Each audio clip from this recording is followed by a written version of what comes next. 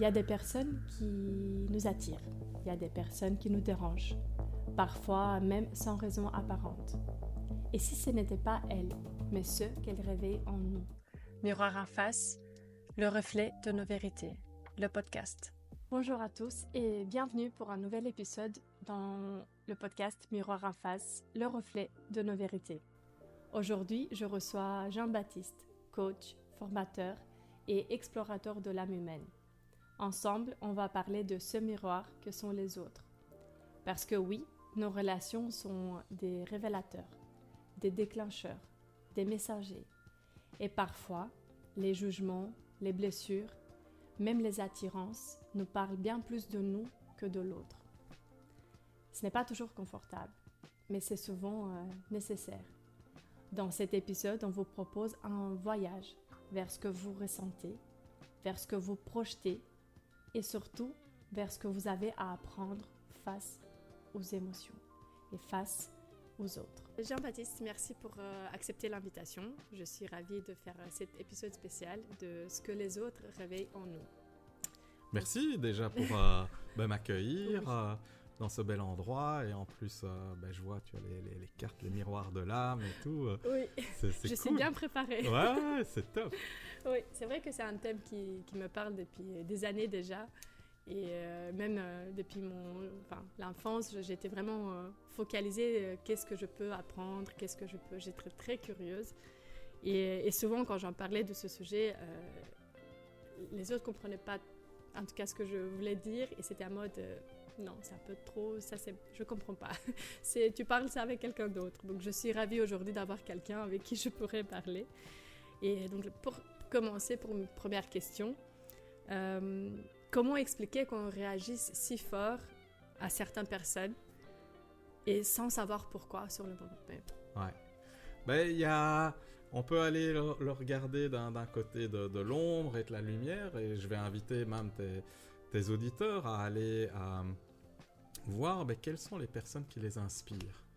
Vraiment se dire, tiens, quels sont ces gens qui me donnent de l'énergie, qui m'inspirent, que j'adore ce qu'ils font, etc. Et de se dire, tiens, quelles sont les qualités qu'ils ont et de vraiment faire la liste de ces qualités et puis de se dire, tiens, en fait, dans quelle mesure est-ce que j'ai pas ces qualités aussi et souvent, même en coaching, je fais ce petit exercice et je vois que les gens disent, non, mais moi j'ai pas ça, mais en fait, c'est pas vrai. On est attiré par des choses qui résonnent en nous. Et là, souvent, quand c'est quelqu'un qui nous inspire, on est attiré par la partie positive qui résonne. Et même si on ne l'a peut-être pas au niveau de la personne qui nous inspire, je peux te garantir que on a ça en nous. C'est juste pas possible. Quand on aime quelque chose, on aime bien être proche de cette chose, de la même chose. Et donc, c'est clair que s'il y a quelqu'un qui nous inspire, on peut être sûr que les qualités qu'on retrouve chez cette personne, on les a en nous. Donc ça, c'est généralement assez facile pour les gens de le comprendre. Où ça devient plus compliqué, c'est d'aller voir l'autre partie. La partie un peu plus... négative. De l'ombre négative et en même temps ça reste une perception. Qu'est-ce qui est négatif, qu'est-ce qui est positif, c'est compliqué. Et là j'aime bien prendre la métaphore de Frank Lobvet, que j'avais lu un livre que j'aime beaucoup et il avait pris la métaphore de la bulle de savon. Je sais pas si tu as déjà entendu ça. Je connais pas celle-là. En fait c'est se dire si on se représente comme une bulle de savon avec nos qualités, nos défauts, notre partie d'ombre, mais aussi avec notre énergie, notre lumière, notre ombre, etc. Et on imagine cette bulle de savon. En fait, on a chacun une bulle de savon et quand on rentre en contact avec quelqu'un, tu imagines deux bulles de savon, qu'est-ce qui se passe quand elles rentrent en contact ? Une grande bulle. Non, d'abord, et c'est ce que tu vois dans le bain, tu vois, elles font plop, elles se mettent ensemble et entre les deux, il y a une paroi qui se forme. Et en fait, cette paroi, c'est vraiment la zone de contact entre chaque moi intérieur de chaque personne. Mais quand j'ai cette zone de contact, en fait, je ne me rends pas compte, je ne connais pas tout le reste de la bulle de l'autre, et l'autre ne voit pas toute ma bulle, il voit juste cette zone de contact. Et cette zone de contact, en fait, c'est vraiment le miroir qu'il y a entre les personnes. Et cette zone de contact, ben, finalement, elle arrive parce que, ben, comme je l'ai dit pour la personne qui nous inspire, c'est finalement la partie qui résonne en nous. Alors ça peut être quelque chose de positif qui nous donne de l'énergie, ça c'est ce qu'on a vu. Ben voilà, c'est les qualités de l'autre. Comme ça peut être qu'est-ce qui résonne par rapport à notre expérience, par rapport à notre vécu, etc. Ça peut être notre partie d'ombre. Et donc c'est ça qu'on va voir chez l'autre. Et on ne voit pas tout le reste. Oui. Et en fait, c'est une invitation finalement à travailler sur soi. Je vais te donner un exemple. Moi, après je donnerai un exercice aussi. J'ai à un moment donné des personnes très arrogantes et tout, ça me mettait tout de suite en tension, en inconfort. Et là, ben, pourquoi ? C'est parce que ben, voilà, ça va chercher quelque chose d'important pour moi qui est ben, l'ouverture, l'humilité, etc.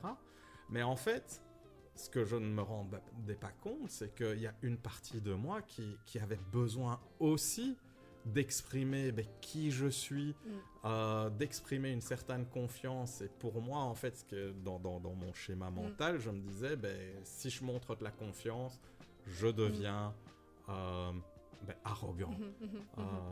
Et c'est en fait un schéma qui se met, mais quand je suis avec quelqu'un qui est comme ça aujourd'hui, je me dis, ben, déjà, est-ce que c'est vraiment comme ça qu'est la personne ? Ben, non, je ne vois qu'une partie de la bulle. Et d'ailleurs, c'est ça qui est intéressant, c'est que si je reviens à cette métaphore de la bulle, chaque personne avec qui on est en contact montre une facette de nous. Oui. C'est avec ta fille, quand tu fais un bain de bulles, ben, tu vois qu'il y a plein de bulles autour d'une bulle. Et en fait, si on s'imagine, ben, c'est comme ça que se passent les interactions avec les gens. Et est-ce que ça veut dire aussi que, par exemple, quand on a compris, ok, c'est telle personne, je vois ça, c'est ce miroir que je vois en moi. Mais est-ce que c'est... Parce que je pense que c'est là qu'on bloque parfois, parce qu'on se dit, ok, je vois ça, ça me fait un peu peur, et je m'éloigne de la personne. Ou alors, le contraire, je me rapproche tellement parce que cette personne, elle a quelque chose à m'apprendre. Est-ce que parfois, c'est pas... On se met un peu des bâtons dans le rue nous-mêmes pour se dire, on ne sait pas comment réagir une fois que tu as compris c'était quoi le reflet. Ah ben clairement, hein, ici je te dis la théorie c'est bien cool, hein, mais dans la réalité ça va pas quoi. Hein. Mais ce qui se passe c'est que tant que après ben, souvent et c'est moi aussi, hein, je vais me mettre en retrait, je vais éviter ces gens, etc. Mais finalement qu'est-ce que l'univers fait, c'est plus tu t'éloignes de ça, plus il te va confronter à ce problème.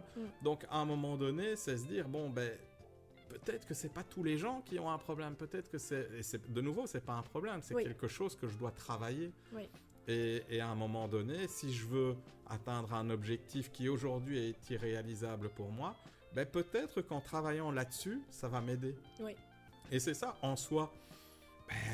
C'est pas grave qu'il y ait des gens qui on a plus d'affinité, des gens qui ont moins d'affinité, etc. En soi, on s'en fout, hein, t'es pas obligé de les garder dans ton environnement. Mais si aujourd'hui tu te fixes un objectif et que tu vois que tu coinces et que à chaque fois que tu as ce genre de gens, ben, ça amplifie le truc, ça veut dire peut-être que voilà, c'est le moment de travailler sur toi par rapport à ça. Et tu l'as déjà très bien dit que la partie positive, en tout cas, les qualités, c'est beaucoup plus facile à dépister, à voir dans le miroir. Mais par contre, les parties négatives, un peu plus difficiles. Et j'ai un exemple qui me vient maintenant, c'est que à un moment donné, je voyais des personnes autour de moi qui étaient très jaloux. Et je me disais, je ne comprends pas. Moi, je suis alors le contraire de la jalousie. Et j'ai eu vraiment beaucoup du mal à comprendre qu'est-ce que ça réveillait à moi, cette jalousie. Et donc, pour le moment, je pense que j'ai peut-être un peu dépisté, ou en tout cas j'ai un peu dessiné ce miroir, ce reflet en tout cas. Mais est-ce que c'est souvent plutôt, pas le contraire, mais par exemple, dans ce cas-là précis, la jalousie que je voyais chez les autres, est-ce que c'était peut-être pour moi ce qui me manquait plutôt que avoir la même chose? Donc c'est peut-être un peu l'effet inverse, on va dire. Ouais. Parce que ça Alors, existe. là, ça me fait penser à un outil que j'utilise pas mal, le cadran d'Hoffman, je sais pas si certains ont déjà entendu parler, où en fait, la jalousie, c'est une allergie, c'est ce qui te crée quelque chose, et tu dis, tiens, à l'opposé, ça va activer quelque chose à l'opposé. C'est quoi l'opposé pour toi? C'est quoi l'opposé de la jalousie? L'indifférence. L'indifférence. Ouais. Et ça, c'est une qualité pour toi, ou qu'est-ce qui est une qualité qui est l'opposé de jaloux pour toi? Stable. Stable. Stabilité. La stabilité. Ouais. Et quand on est stable à l'excès, quand on devient trop stable, qu'est-ce que ça devient? Isolé. S'isole. Ok. Ouais. Et c'est quoi l'opposé d'isolé? Aller partout. Dans l'extrême. Quand on est isolé, c'est quoi l'opposé? Le mot d'isolé, l'opposé positif d'isolé. Je sais pas. Je pense. Je sais pas, qui pourrait être une qualité. T'as pas une idée? L'opposé d'isolé, non? Faut pas réfléchir. Hein. Il y a pas de. Ça me vient active. Non, c'est ok. Active ou présent. Présent. Ouais. Ok. Et on va voir. Je suis pas sûr que ça va marcher, mais ouais. Hein, quand on est présent à l'excès, est-ce qu'on peut devenir jaloux? À mon avis, est-ce qu'il y a un lien? Ouais, il y a toujours un déséquilibre, oui, évidemment. Ok. Hein, et c'est... En fait... voilà. Après, je pense qu'il y a moyen de mieux le faire, mais c'est l'idée que quand on a quelque chose qui nous... on appelle ça une allergie, qui nous stresse, qu'on n'aime pas, ça va aller activer une qualité chez nous. Hein, la stabilité. Hein, mais ce qui se passe, c'est comme on est stressé, eh bien, on va exprimer cette qualité à l'excès. Ok. Et alors là, c'est le fait de s'isoler. Hein, mais ce qui se passe, c'est que en fait, isoler, ça va aller chercher un challenge. Ce sur quoi on doit travailler, c'est la présence. Okay. Et en fait, dans le modèle, et je pourrais te l'expliquer, on a deux polarités. Il y a la qualité, qui est la stabilité, et la présence. Et de voir des fois, dans notre mécanisme, et ça, ici pour certaines personnes, ça va peut-être pas du tout leur parler, parce que pour eux, c'est pas un problème, et peut-être pour toi, ça laisse de se dire, ok, est-ce que je peux être stable et présente? Et souvent, on met un ou. Et c'est se dire, je peux mettre un et, je peux être et stable et présente. Okay. Et puis, il y a une autre croyance qui peut intervenir, c'est plus je suis présente, eh bien, je mets le curseur trop loin, je peux devenir jaloux, je peux devenir, une personne que je veux pas. Et en fait, il y a un système de croyance qui se met en place. Mais ça c'est juste une invitation, finalement, à être plus présent. Et si tu vas être plus présente, moins isolée, avec les gens que tu perçois comme jaloux, tu vas voir, tu vas changer le système et ça va complètement se fluidifier. Ah oui, très intéressant. Et du coup, ça me fait penser à la question comment transformer ces prises de conscience qu'on a en opportunité de croissance, d'évoluer. Comment on les transforme? Ça c'est l'histoire d'une vie. Hein. C'est à chaque fois... Il n'y a pas juste un mot d'emploi. C'est un never end story. Hein. Ça n'en finit jamais. Et j'aimerais bien... ça c'était un truc que je voulais partager pour vraiment aider les gens déjà à prendre conscience de ça. Et se dire, du coup, qu'est-ce que je peux faire par rapport à ça, ce qui est ta question. Oui. Et ça, en formation, je vais poser quelques questions dans la formation de coaching. Tu sais, j'ai une école de coaching et je forme les coachs. Et il y a un exercice que j'aime bien faire, qui est de demander aux gens, tiens, ça serait quoi le toi du futur? Qui tu veux être? Hein, quelles sont les qualités que tu veux être, que tu veux avoir? Tiens, est-ce que je veux être confiant, courageux, bienveillant? Bref, fais la liste et que les auditeurs fassent la liste. Mais tiens, qui je veux être? Première étape, et puis on fait pause, hein, comme ça. Là. Et puis après, on prend 2 feuilles de papier, hein, et chaque feuille, on va la diviser en 2 colonnes. Alors sur la première feuille, dans la première colonne, et ça tu peux le faire aussi, hein, déjà mentalement, hein, vous allez déjà trouver la personne, souvent c'est un parent, hein, avec qui on a des problèmes, mais ça peut être un conjoint, ça peut être quelqu'un qu'on connaît, voilà, quelqu'un vraiment qui... On a des problèmes. Et dans la première colonne, et ça va être hyper dur, c'est d'aller mettre toutes les traits de caractère positifs qu'on aime chez cette personne. Et d'en mettre, allez, en formation, comme on n'a pas beaucoup de temps, je demande 5, mais si vous faites l'exercice chez vous, faites 15. Trouvez 15 traits de caractère que vous aimez chez la personne. C'est compliqué. Et surtout si c'est quelqu'un, si c'est un parent avec qui on est en conflit, si c'est un conjoint, etc., ça va être très compliqué et pourtant c'est super important. Une fois que c'est fait, on fait pause. Hein, on fait pause. Et puis on va sur la deuxième feuille. Et là, ça va être beaucoup plus simple. Dans la première colonne, se dire, bah, tiens, quels sont tous les traits de caractère que je n'aime pas chez la personne. Ok. Et donc, tu en fais aussi une quinzaine. Généralement, ça va vite. Ça va vite. Ça, j'aime pas. Ça, j'aime pas. Hein? Et puis après, on revient dans la première feuille et sur la deuxième colonne, on va mettre quels sont tous les inconvénients des traits de caractère que j'aime bien chez la personne.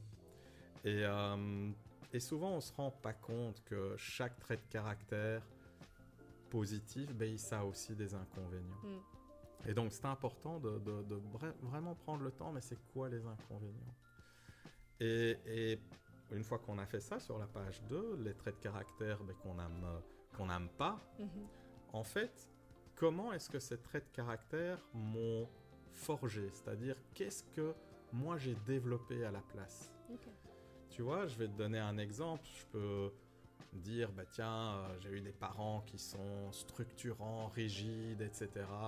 Et du coup, à la place, j'ai développé la flexibilité, la bienveillance, l'empathie, hein, à la place. Et ça, on peut le faire pour tous les traits de caractère. Et puis après, on revient à la première question qui est, dans le futur, je veux être qui? Et je peux vous garantir que vous allez voir que les traits de caractère qu'on n'aime pas chez la personne, en fait, la personne est en train de vous aider à devenir la personne que vous souhaitez être. Donc, je suis sûr que si je prends l'exemple, moi, je veux être bienveillant, empathique, etc. Et je vais voir que la personne qui me pose problème, en fait, m'oblige avec son trait de caractère à devenir plus de la personne que je veux être dans le futur. Et ça, souvent, on ne se rend pas compte. Et des fois, je vois des gens qui me disent « Ouais, mais à cause de mes parents, etc. » Mais en fait, on ne se rend pas compte que à cause d'eux, ou grâce à eux, j'ai développé certaines qualités en opposition par rapport à ce qu'ils ont fait. Tu vois? Et en fait, ces qualités, c'est ce qui a permis peut-être que j'ai rencontré l'amour de ma vie, c'est ce qui a permis que je fasse le boulot que je fais, etc., etc. On ne se rend pas compte de ça. En d'autres termes, on ne voit pas que si on avait eu les parents de rêve qu'on souhaite, on ne serait pas la personne qu'on est aujourd'hui. Hein, et ça, c'est aussi de se dire, tiens, si j'avais eu les parents rêvés, est-ce que j'aurais fait ce que je fais aujourd'hui? Est-ce que j'aurais rencontré la personne avec qui je fais ma vie aujourd'hui? Est-ce que j'aurais eu mes enfants? En fait, non. Tu vois? Et la cerise sur le gâteau, c'est vraiment quand une personne après me dit « Ouais, mais je suis bloqué par rapport à mes projets, je suis bloqué là. » Eh bien, je peux te garantir que ce qui la bloque, c'est exactement les traits de caractère qu'elle n'aime pas chez l'autre. Et si elle mettait un peu plus de ces traits de caractère, ça solutionnerait son problème. Je vais te donner un exemple concret. Une personne, un dirigeant là, qui était... son père était très strict, très dur, etc. Et du coup, lui, par opposition, il est hyper bienveillant, il dit oui à tout. Et puis, le jour où il a repris l'entreprise familiale, il s'est trouvé dans une situation où, en fait, ça créait le bordel, parce qu'il ne savait pas dire non aux autres. Il savait pas, il était hyper empathique avec les collaborateurs qui demandaient « Ah, je peux être en congé là, ah ben oui, mais je comprends, hein, et la famille, c'est important, etc. » Mais du coup, c'est lui qui portait tout. C'est lui qui se mettait dans des situations incroyables et son business, du coup, n'était pas aligné. Enfin, ça ne fonctionnait pas parce que, il y a des moments, il faut quand même délivrer. Hein? Et en fait, prendre conscience de ça et se dire, en fait, il a évité de mettre la structure de la rigueur et c'est en fait ça qui est en fait de venir faire la paix avec ce trait de caractère qu'il n'aime pas du tout et apprendre à aimer ce trait de caractère, l'a aidé finalement à remettre de la structure, à remettre les choses en place et finalement à bien vivre la transformation. Donc tu vois, là tu te transformes, tu vas vraiment rechercher comment finalement le trait de caractère que j'aime pas peut m'aider à atteindre les objectifs pour devenir la personne que je veux être. Ouh, c'est... Ouais, j'espère que... Il y a beaucoup d'infos. C'est facile à suivre. Je le dis rapidement, mais c'est quelque chose qui se sent, tu vois. Tu dois le vivre et si on fait l'exercice que j'ai proposé là, mais qu'on met vraiment de la conscience, qu'on est présent et qu'on se dise, on n'essaye pas de détourner l'exercice en disant oui, mais je mets des traits de caractère que j'aime, mais en fait, c'est pas vraiment vrai, etc. Si on le fait vraiment avec le cœur, mais je vois, ça bouleverse les gens parce que ça te touche au cœur. Et à partir du moment où tu es touché au cœur, c'est qu'on est dans le bon. Oui, mais justement, c'était ma question. Comment savoir quand on est dans le bon? Parce que je pense que des miroirs, il y a de différents niveaux aussi. Donc, il y a celui-là qui réveille un petit trait ou une petite qualité ou quelque chose de plus facile, de plus accessible en tout cas. Mais il y a aussi ceux qui sont les miroirs douloureux, si on peut le dire comme ça. À quel moment on peut se dire que je commence à guérir, que je commence à m'ancrer en tout cas dans ce que je vois. Quel est le moment révélateur, on va dire? Alors, est-ce qu'il y a un moment, rien que sur ce sujet, je peux te parler pendant des heures, parce que j'ai aussi interviewé, comme toi, des gens qui ont vécu des choses dingues. Je vais te donner l'exemple de Gentiane Kramer que j'avais interviewée. Et c'est une femme qui a perdu son frère. Déjà, c'est un trauma. Et puis, en voulant passer ce deuil, elle s'est fait accompagner par un ostéopathe. Et cet ostéopathe l'a séquestrée, l'a enlevée pendant 9 mois, l'a violée, l'a humiliée, etc. Ça a été vraiment une période terrible. Puis finalement, elle a pu être libérée.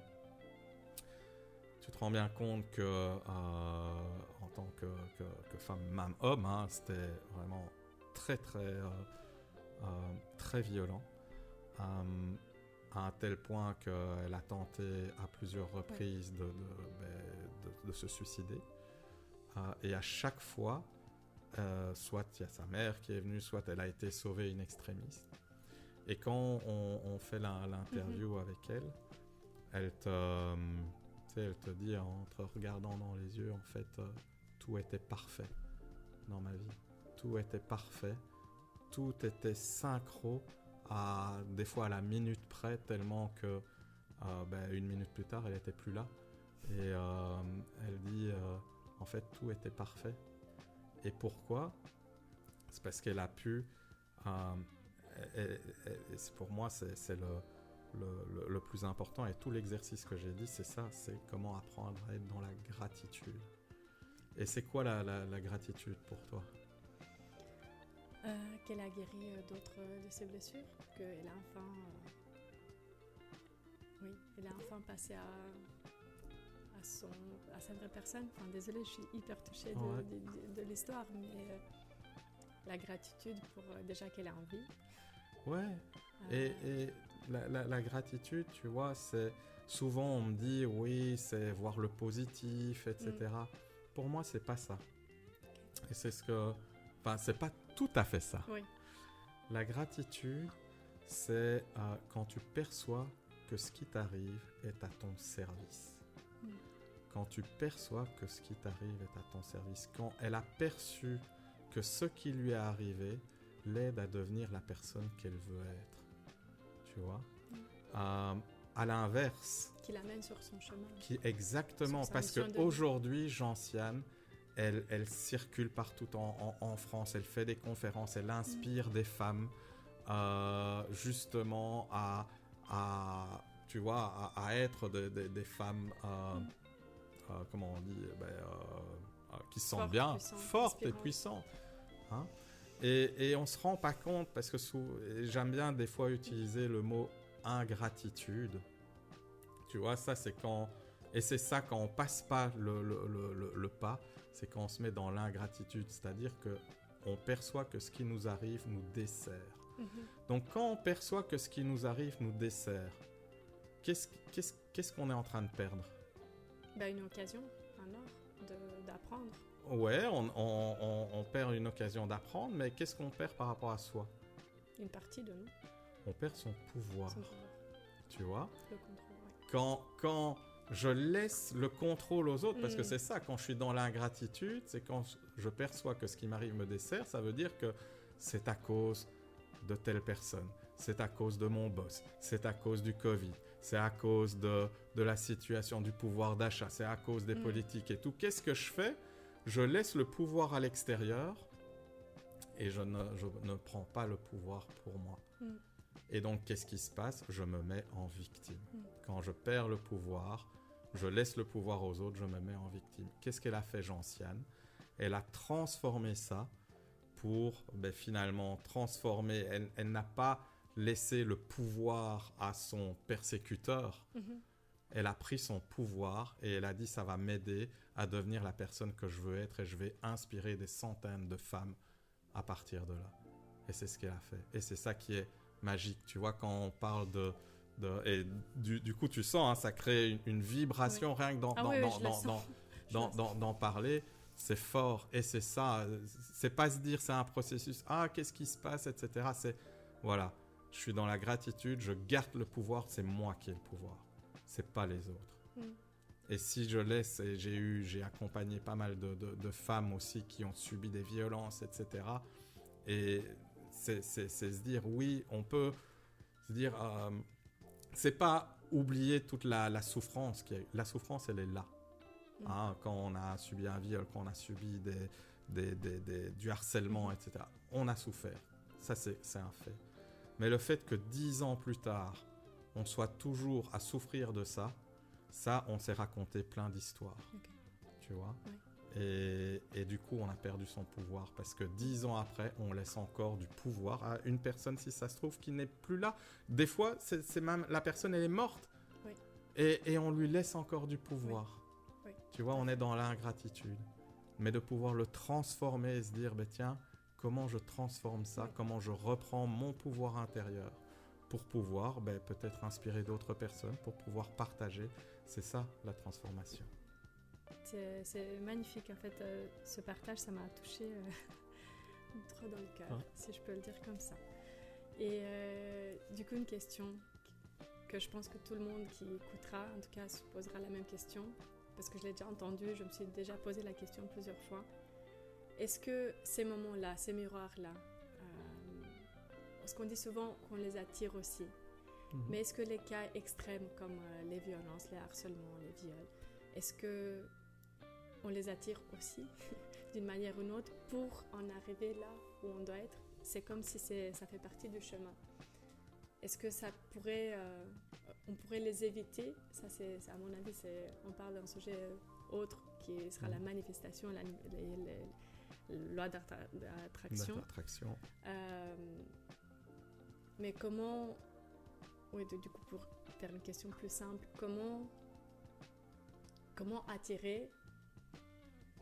Est-ce que tu penses qu'on va attirer de toute façon, peu importe si on le fait consciemment ou pas, est-ce qu'on va l'attirer de toute façon dans notre vie, ce miroir ou ce reflet, ou on doit passer par ça pour en arriver là? Est-ce qu'on va les attirer? Alors là, c'est une discussion qu'on a souvent dans la formation de coaching, parce qu'évidemment, ça fait remonter plein de choses. On pourrait en débattre parce que finalement, j'aime pas se dire qu'on attire le viol, etc. Ça va, pour moi, ça c'est la résultante de plein de choses qui viennent avant. Okay. Je vais prendre l'exemple, et je vais revenir sur la question, mais ça peut parler à certaines personnes. J'avais une étudiante qui était venue en coaching parce qu'elle se faisait harceler. Et en fait, la question c'était, est-ce que je change d'école ou pas? Et en fait, tu vois, ce qu'on a travaillé, on n'a même pas travaillé au niveau du harcèlement. On a juste travaillé sa posture. Tu vois, on a travaillé au niveau de son corps. Rien d'autre. Et en fait, tu te rendais compte que, de nouveau, elle se mettait dans l'ingratitude, dans le sens où, il y a des gens qui sont pas bien, malveillants, etc. Et du coup, elle se positionnait, mais même physiquement, tu le voyais, quoi, en victime. Elle subissait le truc, même avant de voir les gens. Et la seule chose qu'on a travaillé, c'est l'ouverture, ouvrir au niveau de la cage thoracique, remonter la respiration. Rien d'autre. Et puis, je la vois la fois suivante, parce que pour moi, c'était la première étape, et puis on allait travailler plein d'autres choses par rapport au harcèlement. Ouais. Mais rien que ça, c'était fini. En fait, rien que ça, ça a coupé littéralement l'herbe sous le pied des personnes qui la harcelaient, parce qu'elle dégageait une énergie beaucoup plus de confiance, elle était ancrée, et on a travaillé cette posture. Tu vois? Et donc, c'est ça que je veux dire, c'est que même par rapport, on dit oui, mais on peut pas dire que la personne, elle a cherché à être violée et tout. Non, mais dans le non-verbal et tout, il y a des gens qui vont repérer ces points de faiblesse. Et voilà, c'est un enchaînement de situations qui peuvent arriver jusqu'à cette fin aussi dramatique. Mais à la base, il y avait quand même quelque chose à travailler, tu vois? Et voilà, la vie, c'est ce qu'on a dit là tout à l'heure. Si on ne comprend pas les choses, malheureusement ou heureusement, elle va nous l'amener de telle manière à ce qu'à un moment donné, ça revient. C'est la même chose, et je vais prendre des cas qui sont plus faciles pour les gens de comprendre, pour le burn-out. C'est exactement le même processus, c'est que le burn-out nous permet de prendre conscience de qu'est-ce qui est important pour nous et de faire ce basculement. Et ceux qui ne comprennent pas, qui ne veulent pas et qui disent « ouais, mais je vais vite repartir au boulot », moi je le sais, je les revois directement. Et alors il y en a qui me disent « ouais, mais j'ai fait 2 burn-out ou 3 burn-out de suite », mais non, c'est toujours le même burn-out. Sauf qu'ils n'ont pas pris les apprentissages. Et donc, la vie va te reconfronter au même problème tant que tu n'as pas appris. Voilà. Est-ce qu'on peut dire, du coup, que les miroirs sont des cadeaux de la vie? C'est des cadeaux dans le sens où ça te fait grandir. Et de nouveau... t'es pas obligé de grandir tout le temps. Y a des fois, il y a encore des gens qui m'énervent et tout. Et ça m'empêche pas de vivre pour autant. Tu vois? Mais à partir du moment où je veux aller dans une direction et ça me bloque, là, c'est là où il faut travailler dessus. Hein, mais être Bouddha et être OK avec tout, c'est pas possible.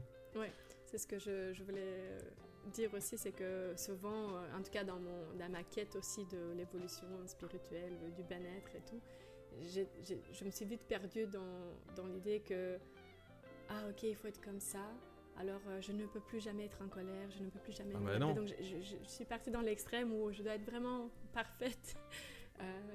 Et c'était vite, encore une fois, ça m'a vite réappris à regarder encore dans le miroir et me dire attends, ça peut pas être ça. Ça fait partie de moi, ça fait partie de tout mon moi. Juste absolument. Pas. Et donc ça, c'était aussi un moment de révélation, en tout cas pour moi. Et pour clôturer l'épisode qui a été très intéressant, est-ce que maintenant, avec toute l'expérience que tu as, ça fait déjà combien d'années que tu... Ça fait 13 ans. Ouais, donc c'est vraiment un travail de vie pour apprendre. Que je fais du coaching, que j'accompagne, etc. Ouais. Et est-ce que maintenant, tu t'empêches ou pas quand tu vois les gens, quand tu rencontres quelqu'un la première fois, est-ce que tu peux déjà un peu voir le profil, on va dire, de cette personne ou quels sont les points où elle a plus à travailler ou pas? Est-ce que tu t'empêches de ne pas analyser trop? Ben non, de nouveau, si je reprends la bulle, je vois la personne, je vois qu'une partie de la personne. Et c'est ça qui est important de prendre conscience pour tout le monde. C'est qu'on ne voit qu'une partie de la personne. Tu vois, un client que j'ai, ben, même si je peux avoir des idées, on s'en fout. C'est-à-dire que même nous, on se connaît, on s'est peut-être vu quelques fois. Qui je suis pour dire, ben tiens, Marcella, tu dois faire ça, ça, ça. Non, il n'y a que toi qui peux le savoir. Et ça, c'est en fait prendre conscience qu'il y a cette paroi de la bulle, c'est aussi prendre conscience de l'humilité et de la curiosité. Parce que, tu vois, ce que j'ai appris aussi, c'est que finalement, les gens que je perçois comme étant arrogants, etc., souvent, c'est aussi des gens qui ont peut-être peu confiance en eux et que c'est une manière pour eux de l'exprimer. En tout cas, je peux, pour certains, c'est ça. Mais je suis curieux d'aller voir, d'aller explorer le reste de la bulle. Il y a une phrase qui me plaît beaucoup et que je me le répète à chaque fois en boucle, c'est qu'il n'y a pas des méchants, il n'y a que des souffrants. Et j'adore cette phrase parce que je me dis souvent, derrière un masque de méchant, il y a toujours une partie qu'on ne voit pas, qu'on ne connaît pas. Ben ouais, et puis c'est méchant, ça veut dire qu'il y a des gentils, on n'est jamais complètement méchant, on n'est jamais complètement gentil. Ça dépend du contexte, ça dépend du moment. Et puis par rapport à l'exercice que j'ai fait avec les 2 feuilles de papier, en fait tu vas te rendre compte que même le parent ou la personne que l'on considère le plus méchant, en fait c'est certainement celle qui nous entraîne le plus à devenir la personne qu'on veut être. Tu vois, et ça, on ne le voit pas. Et c'est de voir justement, d'être dans la gratitude, comment...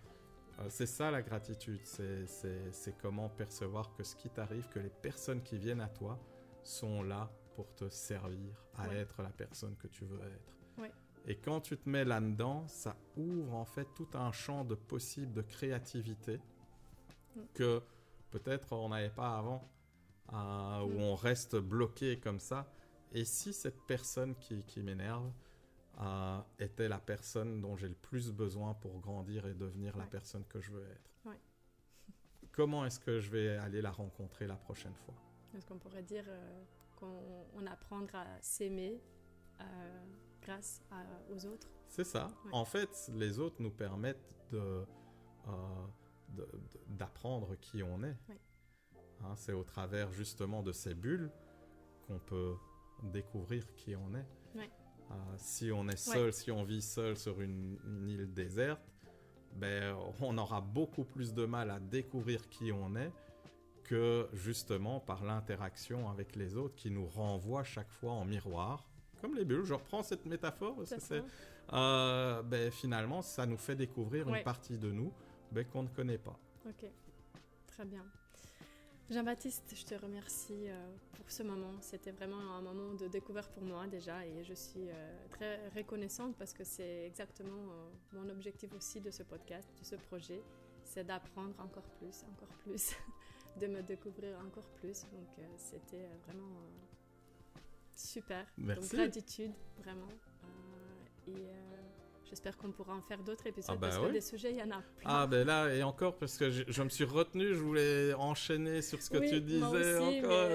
Donc du coup, je serais ravie de t'accueillir pour d'autres épisodes. Ça va, avec plaisir. Merci beaucoup et gratitude et qu'à partir de maintenant, on commence à se regarder en miroir différemment, en tout cas. Ça. Merci. Merci beaucoup.